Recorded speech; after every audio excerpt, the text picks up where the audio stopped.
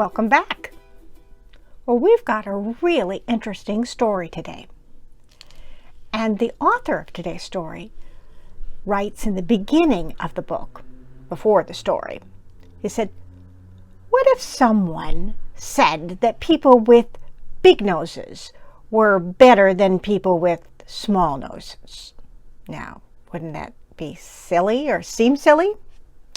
And he says when he was growing up in South Africa many years ago, they were told something just as strange. So they were told that people with darker colored skin were not quite as wonderful as people with lighter colored skin. And he says, can you imagine? But he says that's the way it was for a long time. And many mean things were said and done during those days. Desmond Tutu, the author, writes, you're about to read a story about a young boy named Desmond who looks a lot like me, although he doesn't have all this funny gray hair. In this story, Desmond learns the powers of words and the secret of forgiveness. Let's read. Desmond and the Very Mean Word, written by Archbishop Desmond Tutu, with help by Douglas Carlton Abrams and pictures by A.G. Ford. And one piece of information you need to know. Father Trevor in the story is not Desmond's dad. He is the pastor at Desmond's Anglican Church. Desmond was very proud of his new bicycle. He was the only child in the whole township who had one, and he couldn't wait to show it to Father Trevor at his church. Father Trevor was kind and loving, and when he laughed, his eyes sparkled and his whole body shook. Father Trevor didn't care if you were rich or poor, black or white, old or young. He raised his hat and smiled at everyone he met.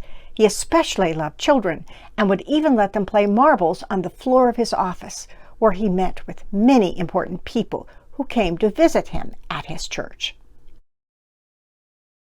As Desmond sped down the dirt road, he admired the bicycle's shiny black body and the white stripe on the rear fender. Oh, it was beautiful. When he turned the corner, he saw a gang of boys, and they saw him. They stepped into the road and blocked his path. He didn't dare stop. What if they took his bike? Desmond gripped the handlebar and raced toward the boys, dust flying behind him. The boys scattered out of the way, but the tallest, a red-haired boy, spat out a very mean word.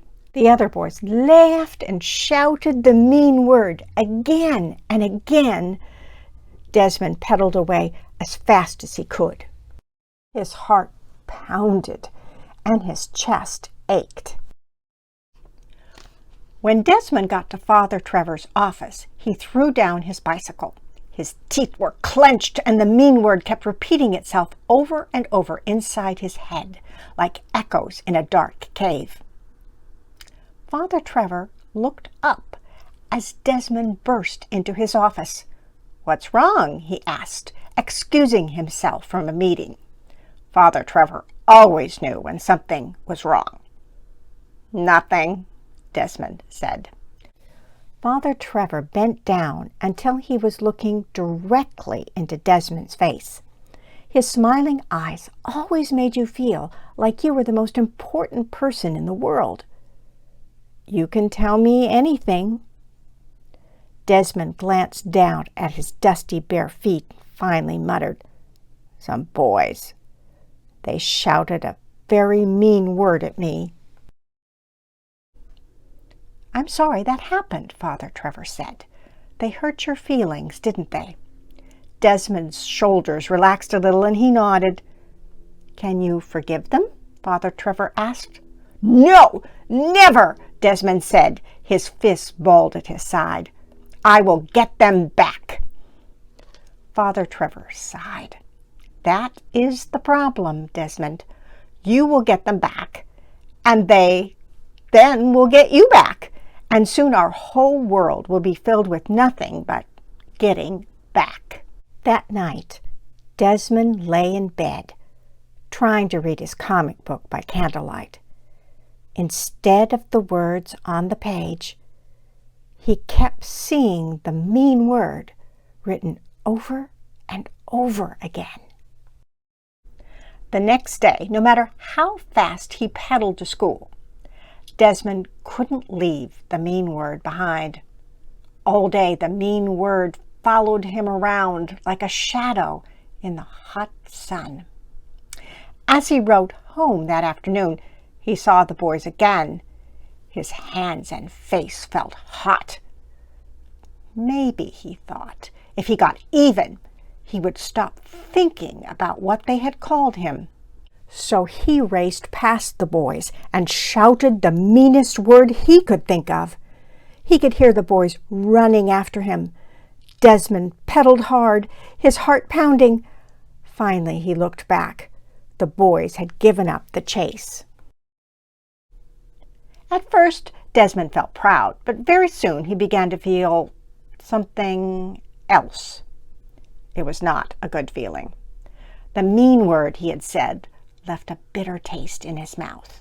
After school the next day, Desmond went to Father Trevor's. "Are you feeling any better, Desmond?" Father Trevor asked as he sat on the floor, shooting marbles with the children. Desmond shook his head from side to side and frowned. "When people say mean words to us, we often feel ashamed of who we are," Father Trevor said. "They can make us feel a little less lovable, but it's not true." Lowering his face close to the floor, Father Trevor lined up a marble in the chalk circle. "Desmond, everything we do matters. If we smile or if we frown, if we say something nice or something mean." Father Trevor flicked the shooter with his thumb and hit the marble out of the circle. "When we hurt someone," Father Trevor said as he got up, "it hurts us too." That night, Father Trevor dropped in to see Desmond's parents. Desmond carried a pot of tea into the living room and then went outside. Usually he would try to listen to what the adults were saying, but tonight he just wanted to be alone. Sitting on the doorstep, Desmond looked up at the starry sky, an empty ache in his chest. He thought he could even see that mean word written on the face of the moon. "That's a very nice bicycle you have," Father Trevor said as he sat down next to Desmond. The black paint gleamed in the moonlight. Desmond had forgotten to show his bike to Father Trevor. Didn't matter now. He just shrugged and turned his back. He didn't want to talk, not even to Father Trevor. "Still thinking about that mean word?" Father Trevor asked. Desmond slowly nodded. "Our hearts are fragile and easily hurt. That's why we're given a way to heal them. It's called forgiveness." "Well, how can I forgive them? They haven't said they're sorry." "You don't need to wait until someone says they're sorry to forgive them. You have the power to forgive whenever you are ready." "I'm not ready," Desmond said. "That's fine, Desmond. Only you will know when you are." Desmond felt a lump in his throat. Father Trevor said very softly, "Let me tell you a secret, Desmond. When you forgive someone, you free yourself from what they have said or done. It's like magic." A week later, Desmond was riding his bicycle down the street when he saw the boy with the red hair surrounded by two older boys. "That'll teach you," one of them said, dunking the head of the red-haired boy into a bucket of water. Seconds later, the boy managed to raise his head, his wet hair standing up like a carrot top. He looked like he was about to cry. A woman appeared at the door. "Leave your brother alone. You're as bad as your father.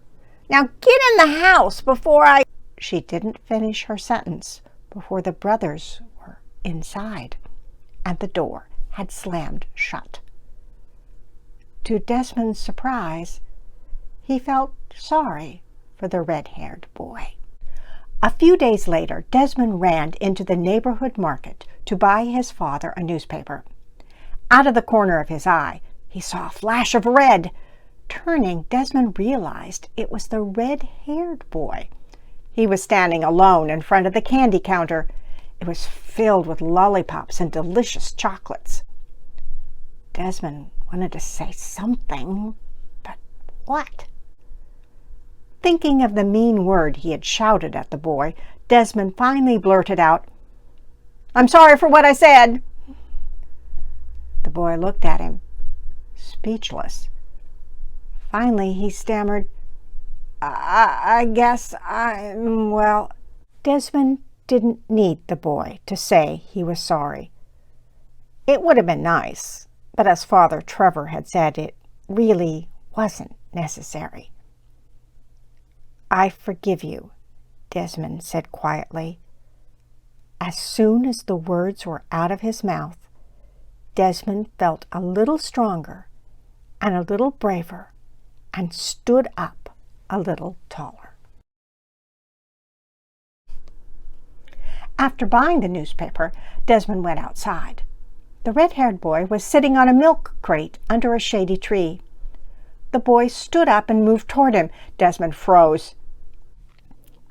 The boy looked around to see if anyone was watching, and then handed Desmond a piece of candy. For just a moment, Desmond looked into the other boy's eyes and smiled.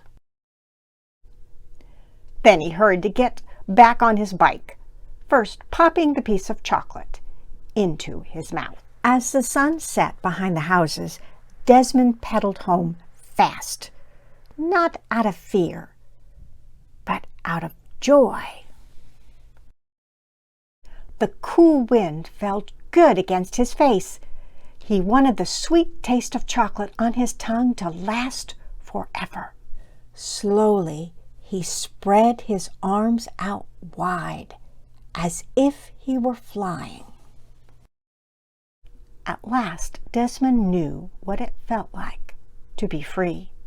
It was as if he could embrace the whole world in his outstretched arms. The end. Now, the author's note says, this story was inspired by something that actually happened to me when I was growing up in South Africa. Father Trevor is based on Father Trevor Huddleston, who was my childhood hero and really would let children play marbles in his office.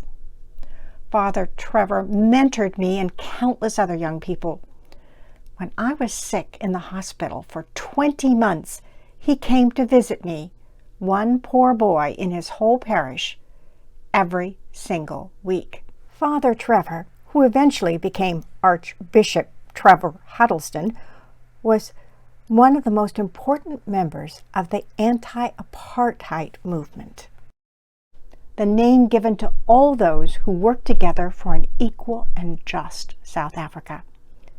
He truly did care about everyone and in so many ways taught me the secrets of love and forgiveness. And Desmond himself grew up to become the first Black Archbishop in South Africa and received the Nobel Peace Prize for his own work in the anti-apartheid movement in South Africa.